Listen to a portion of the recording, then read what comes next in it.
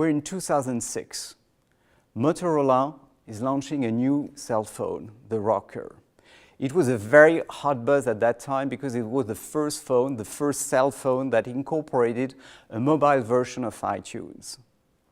It was the first phone that allows users on the go to log on iTunes, download, buy, and play music that they got from the iTunes library.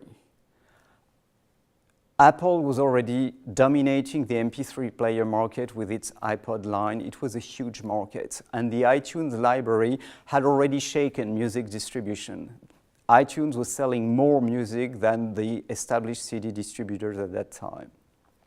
So it did sound like a promising idea, right? Except that the product failed very quickly. Was the idea bad?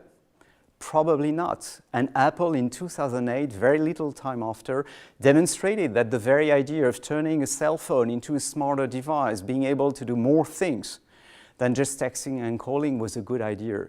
But the way it was executed in the Rocker led it to fail. Now let's travel back in time. We're in the 80s. The French telecommunication operator France Télécom is launching a breakthrough device, the Minitel. The Minitel, when it was launched, became immediately, almost overnight, a huge success. We should remember that by the late 90s, there were over 9 million Minitel users in France, and it was generating over €1 billion of revenue for France Télécom. By the turn of the century, there were still over 6 million Minitel users in France and only 1.2 internet users. It turned out that the widespread of Minitel usage actually slowed down during the early days the adoption of internet.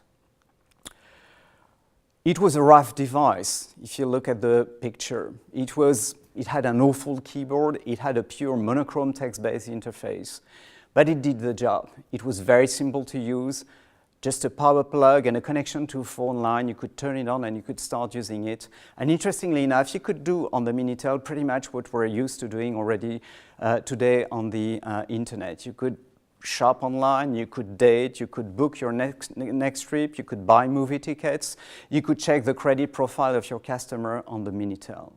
It was a huge success.